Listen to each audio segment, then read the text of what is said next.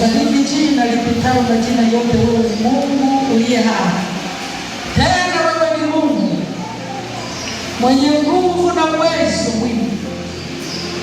Asante kwa ajili ya watumishi wako, kwa ajili ya kanisa lako. Tulikubaliana mfano amani, wengine walikuwepo, wengine hawajafika kwa sababu mbalimbali, lakini Mungu umeweza kuwa mwaminifu. Ninalibariki jina lako, kurudisha sifa na shukrani kwenye kiti hizi. Ninasema asante Bwana, umetuonekania, umetutia nguvu. Sasa mfano amani, tazama tunajikabidhi mikononi mwako. Ibada hii naiweka mikononi mwako. Naomba ukatuonekanie tena Bwana, kama ulivyoonekana kwenye maombi ya asubuhi, kwenye Sunday school, kwenye sifa na kuabudu. Mungu naomba ukaonekane tena katika kipindi hiki na kuweka mikononi mwako. Zaidi ya yote Bwana, nashuka na kunyenyekea chini ya mkono wako, maana ni wewe Mungu, ni wewe Baba ambaye hakika Bwana ninaenda kunena neno lako. Nisaidie Roho Mtakatifu, niwezeshe, nitie nguvu, ninene sawasawa kama mapenzi yako Bwana. Najikabidhi mikononi mwako, Mwana wa Mungu uliye hai, ni katika jina la Bwana Mungu Baba na Baba yangu ya hakika na kushukuru. Tuseme amen. Asante. Tunaenda kujifunza maneno ya Mungu.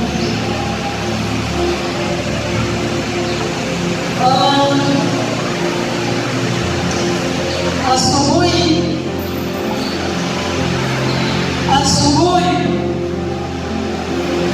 nikawa nimewaza sana tu, nimewaza mbali kwa jinsi ambavyo Mungu ameweza kutuhudumia asubuhi ya leo.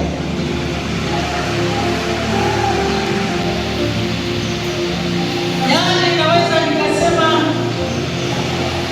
pole sana wewe ambaye unachelewa kwenye ibada za Sunday school. Nakupa pole wewe ambaye unachelewa kwenye ibada ya Sunday school. Sijui utakuwa saa ngapi, tukunyweshe uji, tukunyweshe maziwa, tukulishe chakula gani ili ukue. Ni vitu ambavyo vinasikitisha na Mungu anakushangaa. Katika hili dumu siwezi kukutia moyo, maana nitaulizwa siku moja mbele za Mungu, nitaulizwa.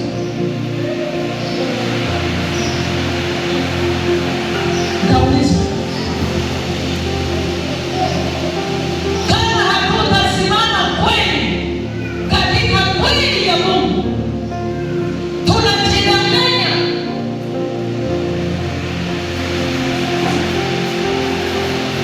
Kama tutasimama kwa kuwahurumia, tunawaua, na kamwe hamuwezi kukua kiroho. Takuwa wachanga siku zote. Ni kama naangalia mwalimu, nikawa naangalia Injili ya Jumapili, nikasema ni kitu gani shetani anakifanya juu ya kanisa la Bwana. Yaani namchukia shetani. Sijui kama wewe unamchukia kama mimi ninavyomchukia. Lakini unamchukia, usingekuwa hivyo ulivyo.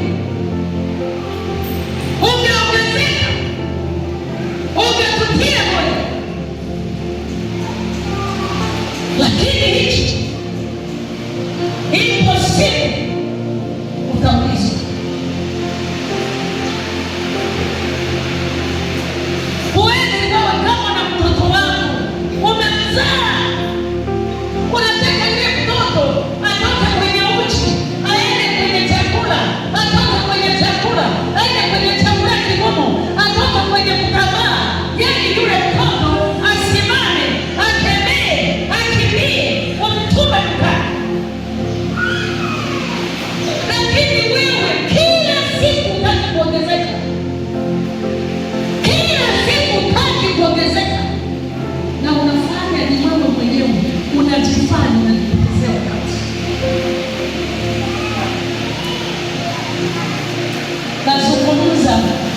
ninasikia kulia.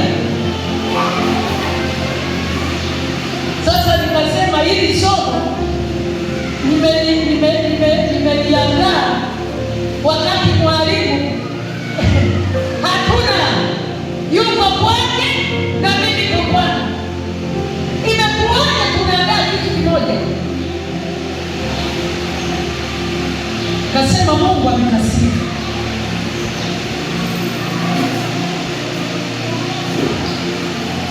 Nikasikia mtumishi wa Mungu hapa anazungumza,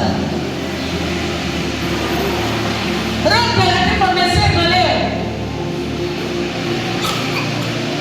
Nikasema huyu amechuka. Nasema lakini Roho Mtakatifu hatari sana.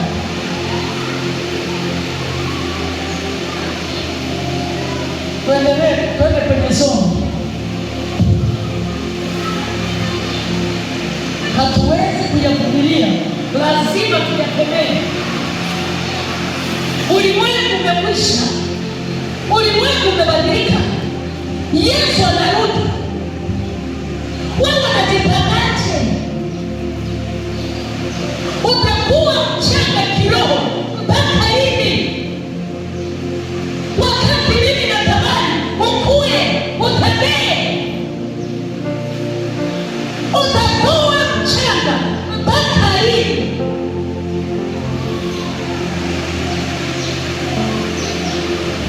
Utakuwa mchanga mpaka lini?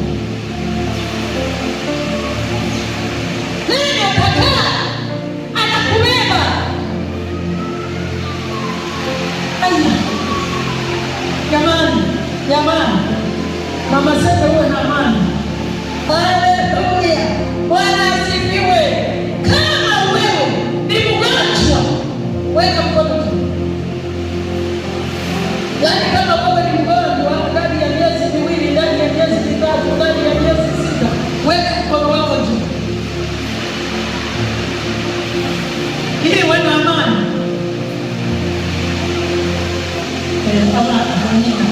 Uwe na amani, nafahamu shida yako. Wengine tuko wasema sasa naenda kuhubiri.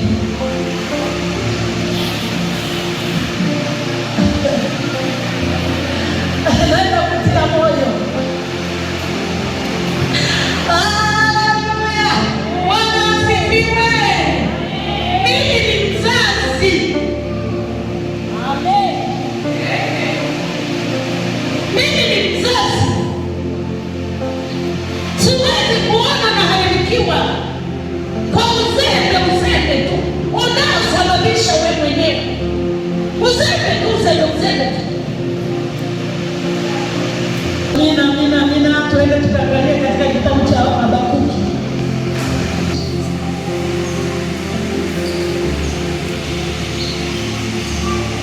Tuangalie katika kitabu cha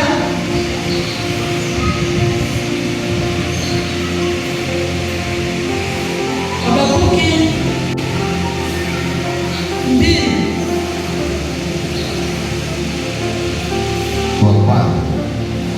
Biblia inasema, mimi nitasimama katika zamu yangu, nikiweka juu ya mnara, nitaangalia ili nione atakayoniambia na jinsi nitakavyojibu katika habari ya kulalamika kwangu.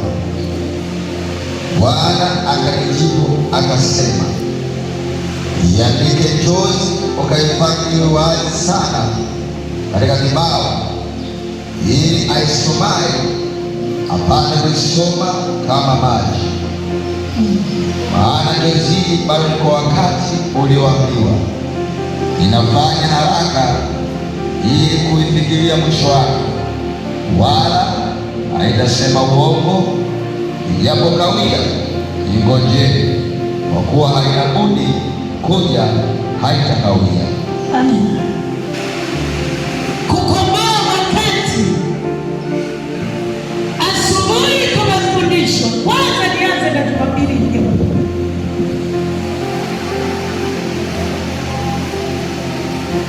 Kukumbusha. Jumapili unaweza ukawa na mambo mengi, lakini neno la Mungu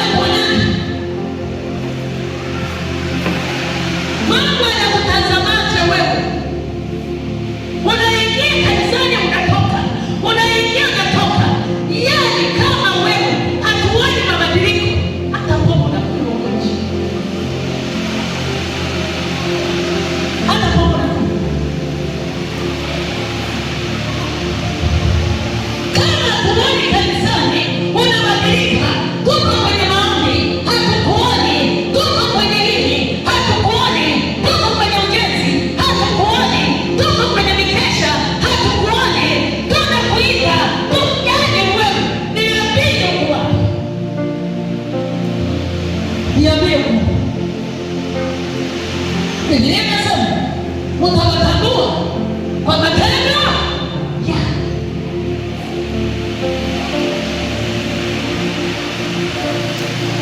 Siwezi kuendeleza mimi, sina mbingu ya kupeleka, sina mbingu mimi mataifa, sina mbingu. Ninyi mnajua mambo yalivyo, mambo yanavyoenda. Biblia inasema, inakwambia wazi, asomaye nafahamu. Wewe nini unataka? Injili ya namna gani? Unataka injili ya namna gani? Watu wanasema ukishaokoka, ukishamkiri Yesu kuwa Bwana na Mwokozi, unaenda mbinguni. Nani anakwambia? Mbingu ya nani unaenda? Na udhaifu huo tunaouona ndani yako, udhaifu tunaouona ndani mwako, alafu wewe mimi ninaenda, si mimi ninaabudu kwenye kanisa la IAGT bana na warokole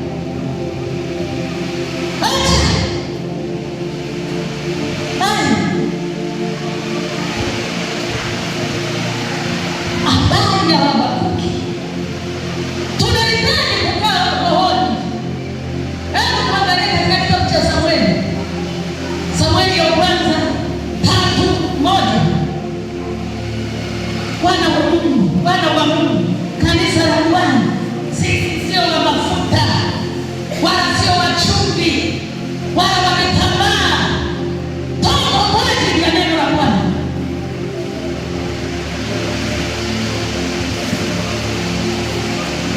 Samueli wa kwanza 3:1 inasema, basi mtoto Samueli akamtumikia Bwana mbele ya Eli, na neno la Bwana lilikuwa adimu siku zile, hapakuwa na mafunuo dhahiri. Ikawa wakati huo Eli alipokuwa amelala mahali pake, tena macho yake yalikuwa yameanza kupofuka hata asiweze kuona, na taa ya Mungu ilikuwa haijazimika bado, na Samueli alikuwa amelala katika hekalu la Bwana, palikuwa na sanduku la Mungu. Basi wakati huo Bwana akamwita Samueli, naye akasema, mimi hapa. Akamwendea Eli kwa haraka akasema, mimi hapa, kwa maana uliniita. Akasema, sikukuita, kalale tena. Naye akaenda akalala tena. Bwana akaita mara ya pili, Samueli, Samueli. Akaondoka akamwendea Eli akasema, mimi hapa, kwa maana uliniita. Akajibu, sikukuita mwanangu, kalale tena. Basi Samueli alikuwa hamjui Bwana bado, na neno la Bwana lilikuwa bado halijafunuliwa kwake. Bwana akamwita Samueli mara ya tatu, naye akaondoka akamwendea Eli akasema, mimi hapa, kwa maana uliniita. Ndipo Eli akatambua ya kuwa Bwana ndiye aliyemwita yule mtoto.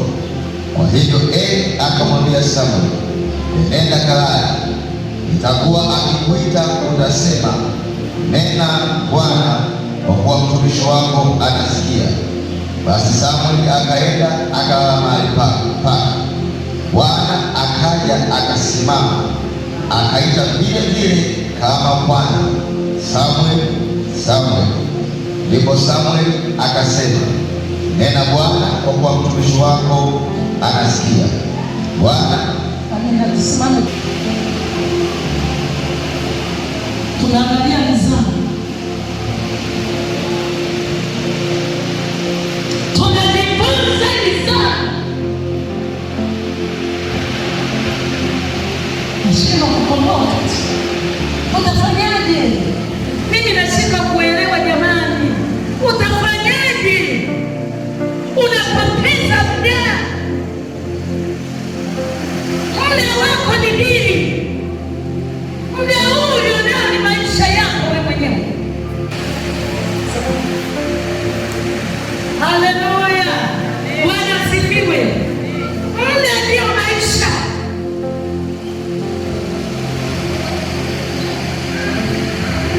Unapoteza wakati, unapoteza muda. Alafu ona nidhamu. Wana wa Mungu tumekosa nidhamu. Tutafanyaje? Yesu anarudi, tutaulizwa wakati tuliopoteza hapa duniani.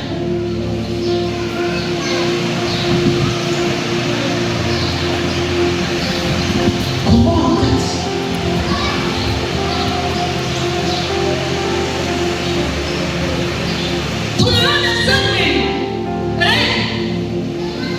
na Eli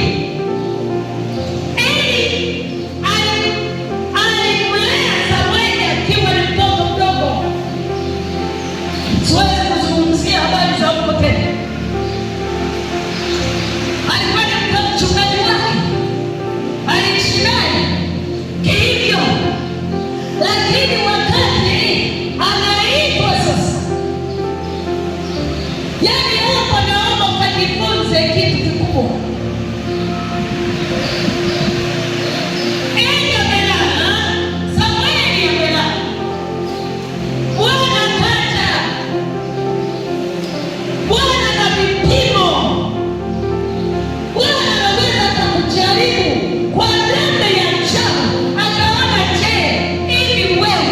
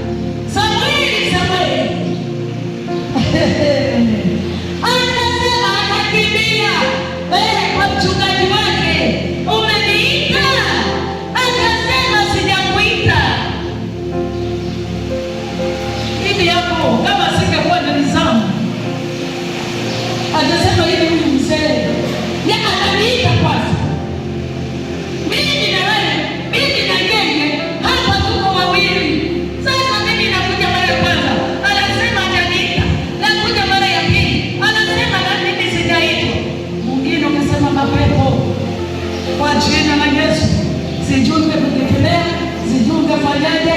Akasema kizazi cha leo kazaa mimi Bwana naye kulala mimi kabisa sitaki pesa. Na yeye naye angesema huyu mtoto amekuwaje? Huyu mtoto amekuwaje jamani? Ananisumbua mimi, nimekuliwahi kuwa umelala kuona kuja usingizi unakuja, anakuja na kuita wewe anaondoka, alafu asemi kitu, alafu anaondoka, alafu anaenda tena anarudi, wewe usingizi tena mzito, wewe alafu asemi chochote, alafu anaondoka. Hebu niambie, ungejisikiaje angekuwa ni wewe kwenye akili ya kibinadamu? Bosco na mmoja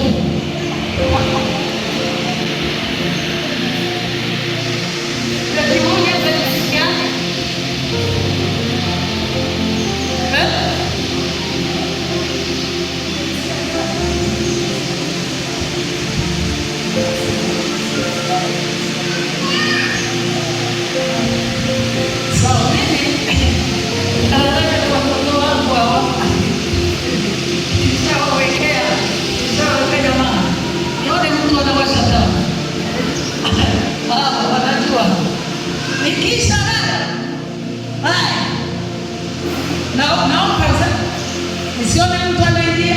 Kama mnaingia kwanza nikimtafakari Mungu, mimi naenda kwenye ndoto, naingia kwenye ulimwengu wa kiroho.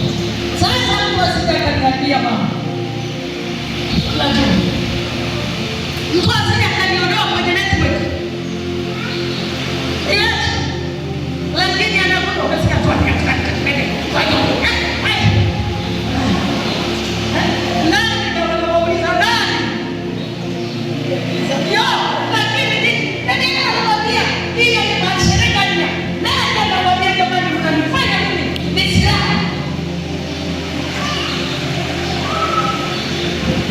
Mungu atusaidie. Haleluya. Bwana asifiwe. Akarudi tena mara ya tatu.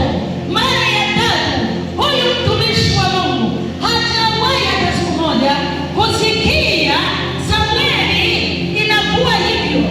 Alivyokuja naona mtumishi wa Mungu alitafakari, akasema hapana, haiwezekani. Alivyokuja akasema yatakubalika, akasema nenda kalale tena. Ukisikia unaitwa sema nena Bwana, maana ninasikia. Ni dhambi ya kiroho, ni dhambi ya kiroho. Leo hii wana wa Mungu, yani tunakuwa na kitete, yani mpaka sasa unasema nitafundishaje, nitahubiri nini? Maana mtu mwingine anasema muda umeisha, mtu mwingine anasema yani aoni. Ukimuita ukimwambia jamani, mwanangu kuna moja mbili tatu, anaona Bwana yani mambo mengine yamepitwa na wakati. Mimi nataka mambo yawe hivi, huyu ananiambia hivi. Sasa hebu niambie wewe wa Mungu, tunakwenda na wakati au tunapoteza wakati? Wewe ni mwimbaji,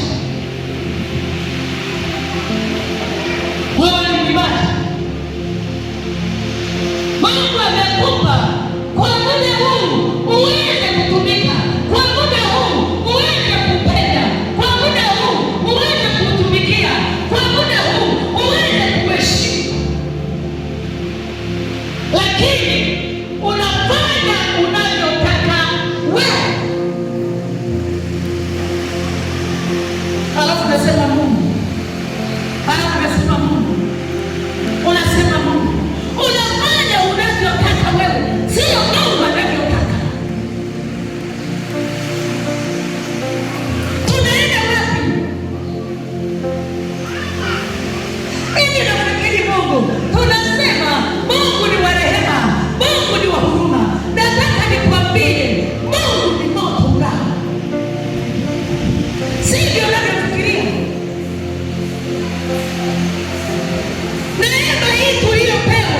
hii neema yani ambayo tumeipewa, yani usiichezee, ni zawadi kwako, itumie kama Mungu anavyotaka uitumie.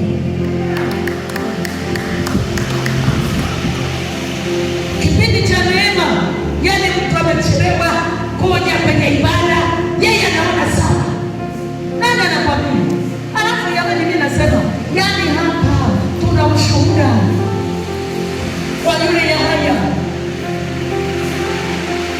Kwa yule Yahaya akasema, mchungaji, sisi wachawi ukichelewa kwenye kikao mpaka wanakwenda kwenye mtandao, dunia yote ikuone, hiyo adhabu atakayopata.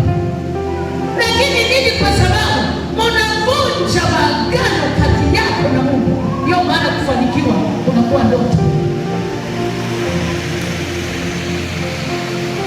na ndio maana mtu hawezi kuongezeka kiroho. Yeye kila kitu, maana shetani anacheza, ameshacheza na akili ya mtu. Kwa hiyo yeye kila kitu anakiona sawa, nichelewe nisichelewe, niwahi kuimba nisiwahi kuimba, sijui nifanyaje, yeye anaona sawa. Mashemasi yeye anaona sawa. Kukomboa wakati wewe mshemasi ndani ya kanisa unataka uweze kuingia, alafu mwisho kutoka, alafu ujue wiki hii ni wiki yangu, hii ni wiki, lazima wiki yangu nilinde, lazima wiki hii kwangu mimi ni hazina, kwangu mimi yani sijui nisemeje, ni zawadi.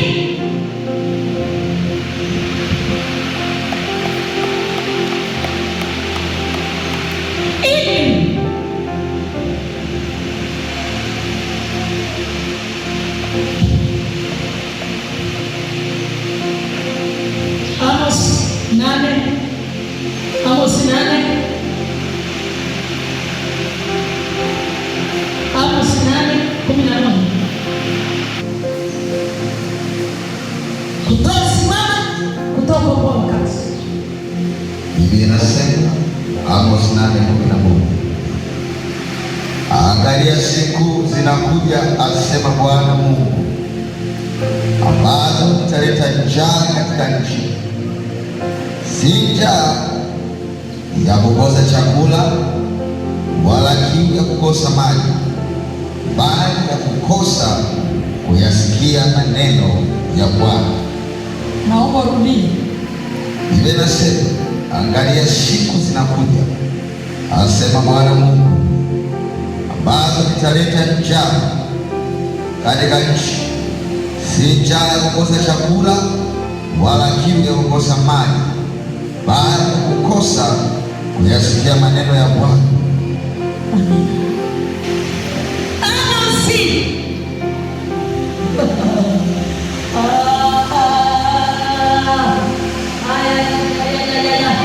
Mungu atusaidie, Bwana atusaidie. Anasema sio kwa habari ya njaa, kwa habari ya maji, mbali neno la Mungu kweli litakuwa andiko. Siku zinakuja ambayo neno la Mungu yani linakuwa adimu ndani ya mioyo ya watu, maana Mungu amemwacha. Nataka upigiwe simu, nataka wakufuatilie, nataka waje. Ni vizuri kabisa, ni vizuri, lakini kama ujaona, yani wewe mwenyewe simama kwa zamu yako, komboa wakati kama jinsi Mungu alivyokuita. Siku zinakuja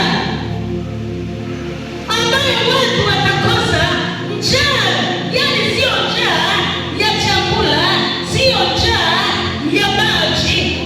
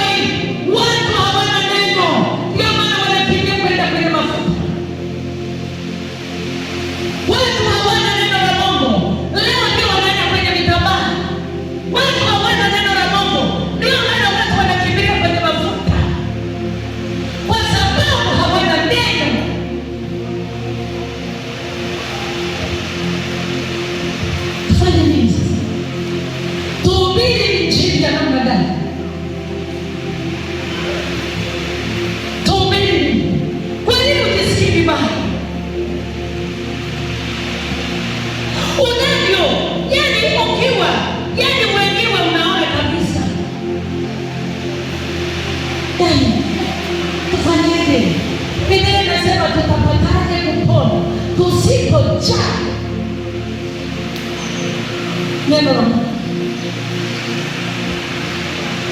Watu hawana neno. Mtu mpaka anajiamulia mwenyewe, yeye anaamua anavyotaka, ndivyo anavyoamini.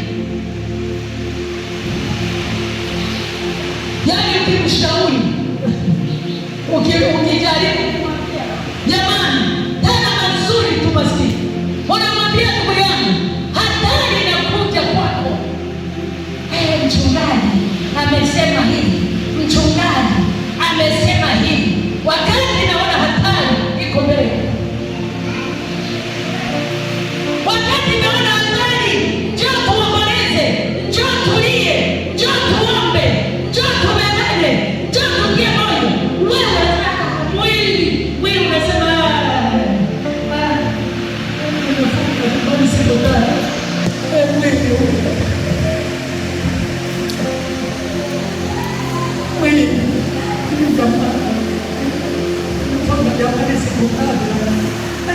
mchungaji ana hukumu.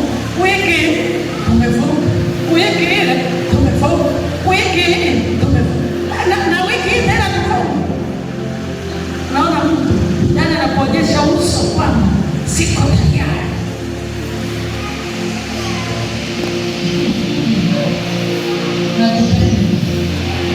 Haleluya. Naomba usilale msikilizaji. Kama unatafakari, jina la Bwana libarikiwe. Najua kwamba umetoka katika mwili huu umeingia rohoni, lakini kama ni mwili umelala, hapana, usilale. Haleluya. Bwana asifiwe. Bwana apewe sifa. Changamka, komboa wakati, komboa maisha yako, maana maisha yako yako ndani ya wakati.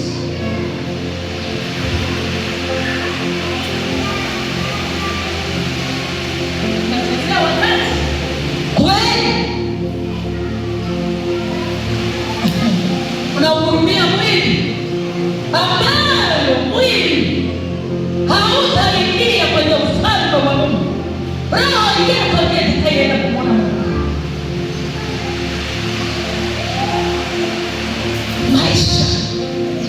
Maisha leo yamekutenga na Kristo. Maisha yamekutenga na Mungu. Wiki nzima tunaomba, usionekane mchana. Unamuuliza, unajua mchungaji, mimi nimechoka. Umechoka? Angalia ndugu yangu, nilikuwa nawaambia kwenye maombi, nawaambia nini ya mjini vita. Uliza Wanyarwanda na Warundi, uliza Kagere hiyo. Mtu ana watoto watatu, anatembea na akamtoka, watoto wanawafia mgongoni na wana chakula, wanatembea na maskari kutoka Mtukula, wanawaleta Biharamulo na miguu. Huyu anamsukuma kuende, wanajeshi wala hawajui. Unakuta anapoteza watoto, wanafia njiani, barabarani. Wengine masikini wa Tanzania na wana huruma.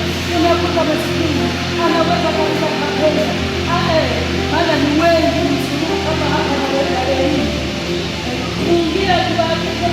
Wanajeshi wao kwamba anafikia kwenye migomba, anafikia akaonekana huyu amepona.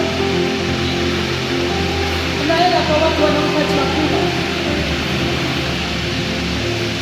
lakini mtoto anatoka roho akiwa mgongoni. Hawa nao wanakula biskuti na maji, alafu wewe tunakuambia uje kuomba kwa ajili ya maisha yako, uje uombe kwa ajili ya roho yako. Unalala usingizi, unasikia taarifa jinsi ilivyo.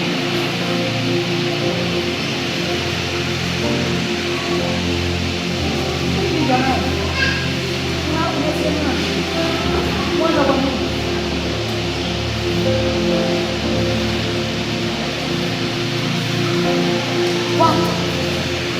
tumepoteza vijana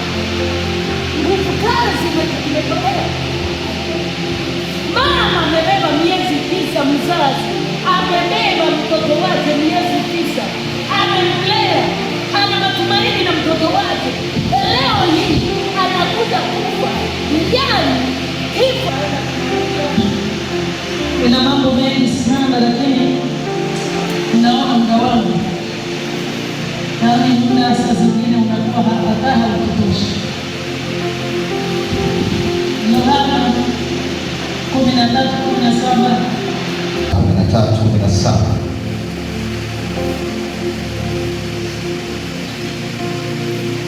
Mkiyajua hayo, heri ninyi mkiyatenda.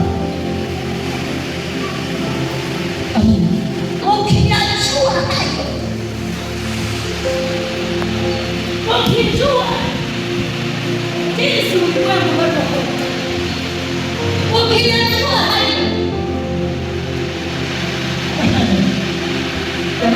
anasema ukiyajua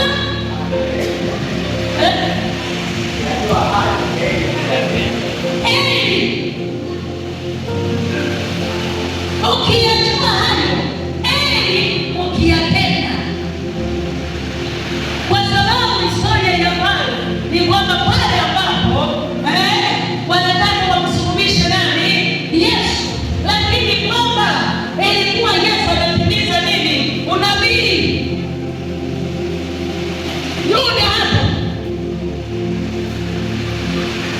mkijua hayo, mkiyajua hayo mambo yanayokuja, komboa wakati, komboa, ombea familia, funga na kuomba, ombea watoto wako. Kizazi hiki mpaka mimi nasema jamani, tufanyeje? Yani jana nikawa natafakari, Yesu akasema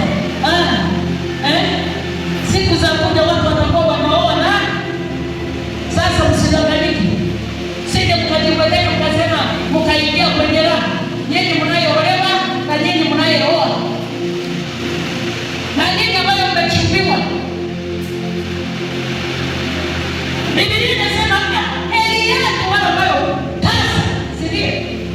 Mathayo 20 anasema heri yao ambao hawakuzaa, hawana kitu cha kufikia.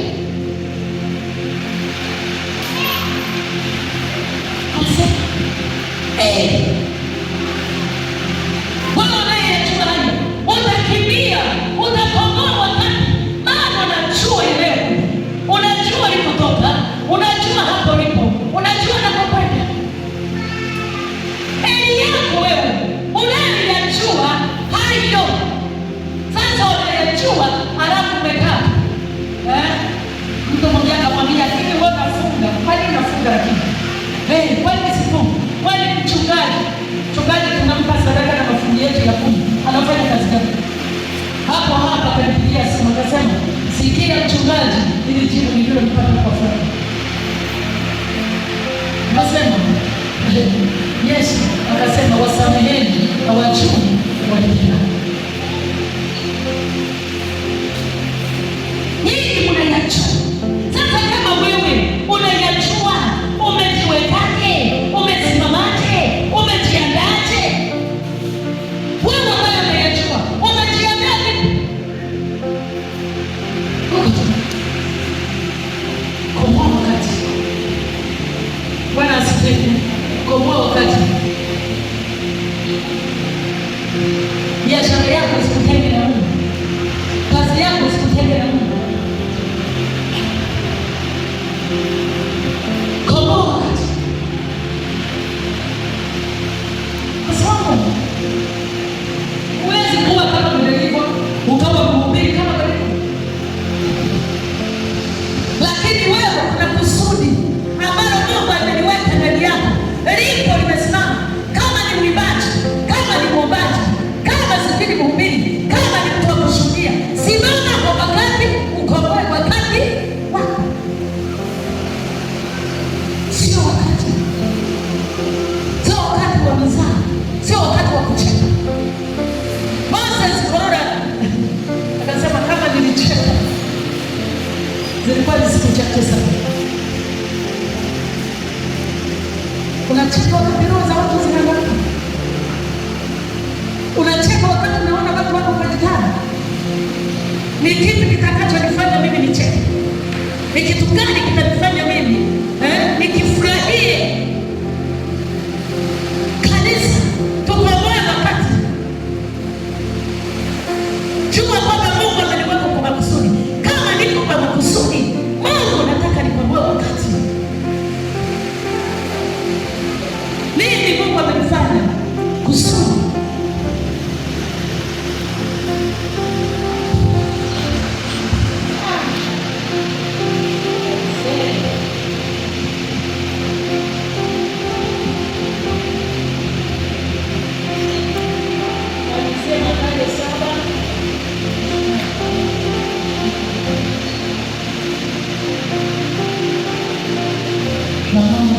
Nitakupa kusoma kwanza hiyo Mathayo 7:24. Basi kila asikiaye maneno yangu na kuyafanya atafananishwa na mtu mwenye akili aliyejenga nyumba yake juu ya mwamba. Mvua ikanyesha, mafuriko yakaja, pepo zikavuma, ikaipiga nyumba ile isianguke, kwa maana misingi yake imewekwa juu ya mwamba. Amen. Huyu ni mtu aliyejua kukomboa wakati. Huyu ni mtu aliyejua kukomboa wakati. Anasema mvua ziliponyesha, nyumba yake haikutikisika, maana alijenga.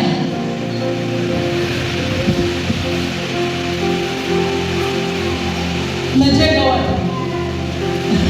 Sijenga juu ya mtu mwingine. Asubuhi nimesikia standard yetu ni nani? Yesu. Wanajenga juu ya mtu mwingine. Paulo kujenga juu ya msingi ya Paulo. Paulo alikuwa na hasira. Tena anawaambia nitawajia kwa viboko mimi kabisa. Paulo alikuwa na hasira. Yoyote tu, angalia watumishi wote wa Mungu.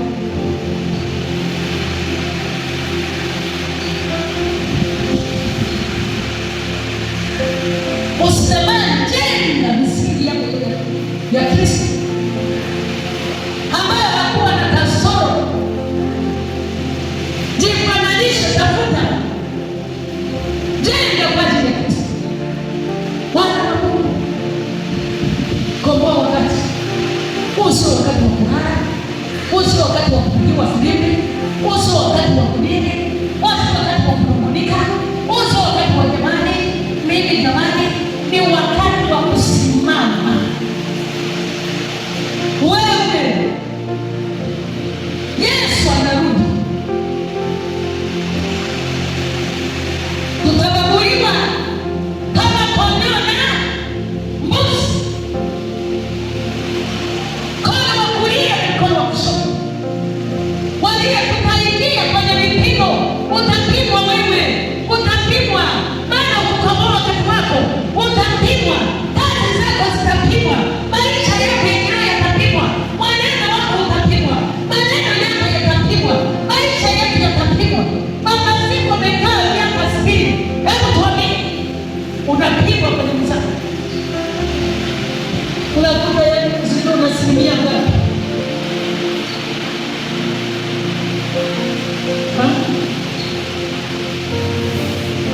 Unanielewa jamani? Haleluya! Unanielewa? Tutapimwa. Naomba upimwe, upimike. Komboa wakati.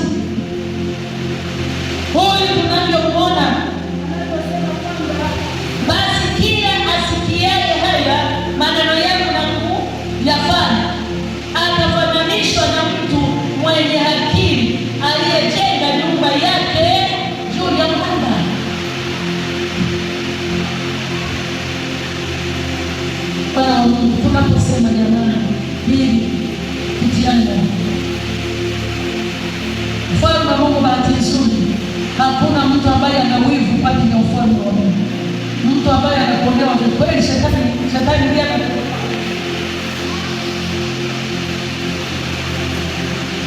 lakini tamani kusimama wewe kama wewe kama wewe.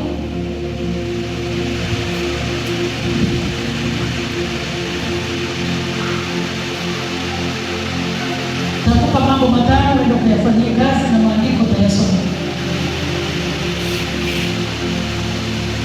Moja, kujitambua. Kujitambua kwako upatamani sana.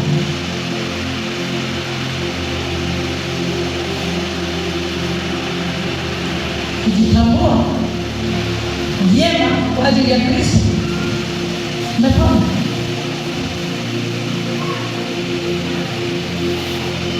Kujitahidi.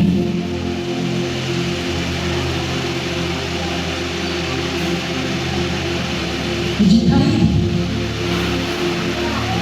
Usikate tamaa.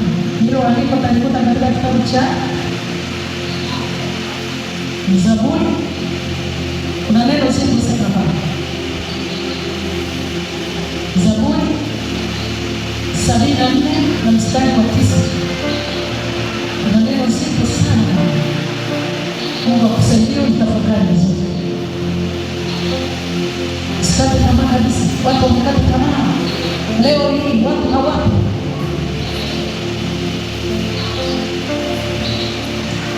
Jitahidi. Namba 3.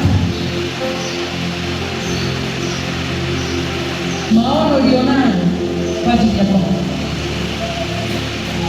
Kitabu cha Mika 3:6.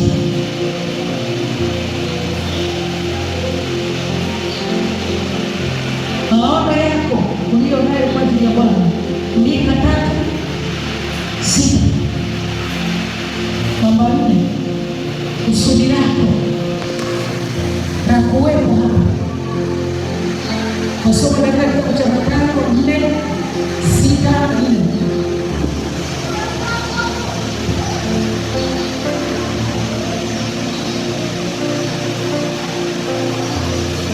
Hatima yako.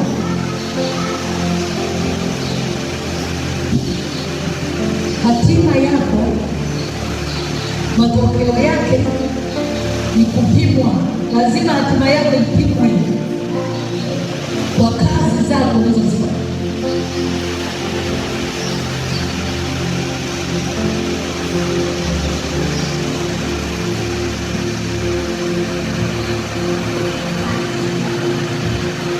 Tayari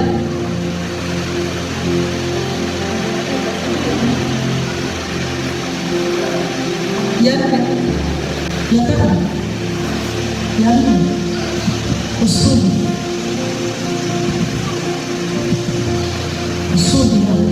Mathayo 6:4.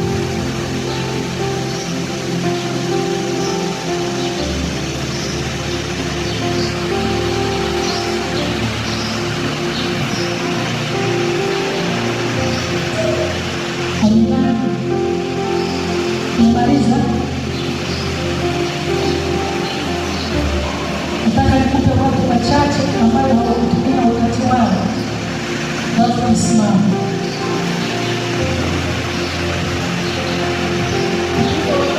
Watu ambao hawajatumia wakati wao.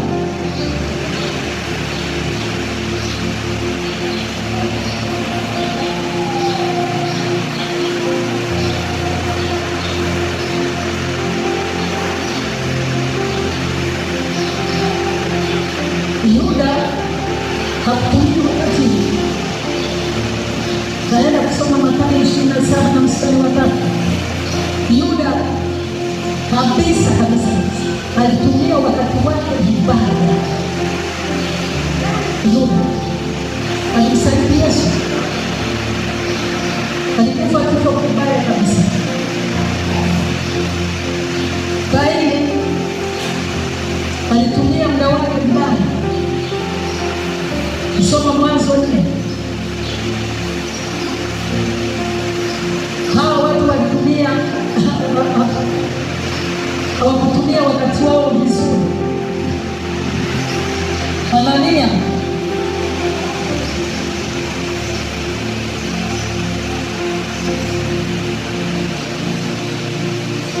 Matendo ya Mitume 5 mstari wa kwanza.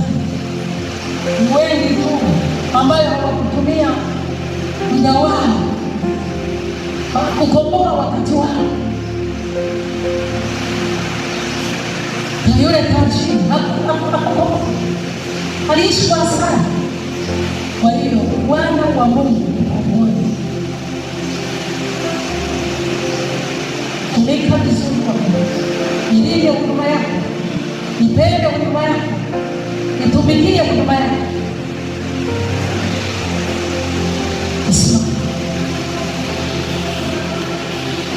Watu, wewe ni Mungu, wewe ni Mungu, wewe ni Mungu.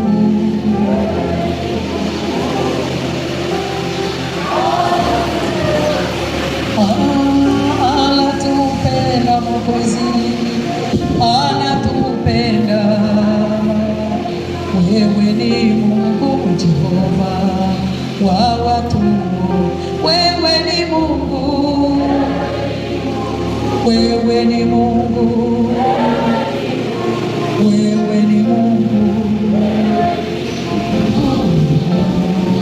wa watu wote. Basi tunaenda kumwomba Mungu, Bwana akutetee, Bwana akulinde wiki hii. Mungu akulinde kuanzia sasa mpaka Jumapili. Shetani ambaye anakamata siku zetu anazitumia, anaingiza, anapanda magugu, anapanda magonjwa, anapanda roho za hasara, anapanda kukataliwa, anapanda mambo mbalimbali. Yaani tuende tumwambie Mungu, yaani aiziponye siku zetu, aziponye siku zako, aponye familia, aponye watoto, yaani mpaka huko nyumbani kwenu, mpaka familia yako ambayo iko wapi, iweke mikononi mwa Bwana. Mungu aiponye nchi ya Tanzania, Mungu aponye Watanzania wote, Mungu aponye makabila ya Tanzania, Mungu aponye wakubwa kwa wadogo, wasiyekuwa na macho, vilema, wajawazito. Mungu akatetee, Mungu akawakomboe, aponye watoto, Mungu akawalinde, Mungu akailinde nchi ya Tanzania. Hebu tuombe. Baba, katika jina lipitalo majina yote, wewe ni Mungu wa dunia yote, wewe ni Mungu wa Tanzania, wewe ni Mungu wa kanisa, Falme Mwokozi Yesu, wewe ni Mungu wa wote wenye mwili. Asante kwa sababu umetuponya wiki nzima na mambo yaliyoko ndani, umetuponya na maroho na mauti, umetuponya na ajali, umetuponya na kila roho, umetuponya na falme na mamlaka na nguvu za giza na wachawi kwa majina yao, Bwana wa uzima. Mungu asante. Baba, tembea, tunaanza wiki hii. Bwana, mtu unajua shetani anawaza mabaya ndani ya wiki hii. Tunasimama, tunang'oa kuanzia sasa mpaka kesho.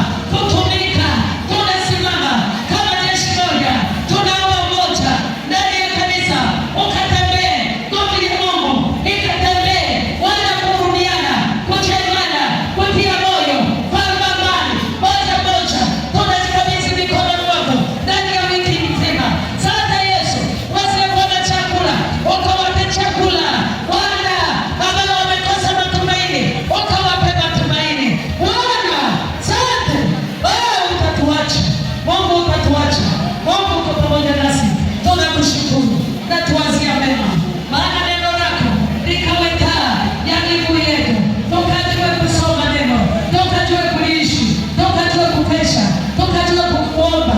Fanya Bwana, bariki watu wako, bariki watu wako, bariki watu wako, wewe watu wako wakawe kitu, hawatatuamikia kwa jina la Yesu. Bariki wanaume, bariki wanawake kwa jina la Bwana.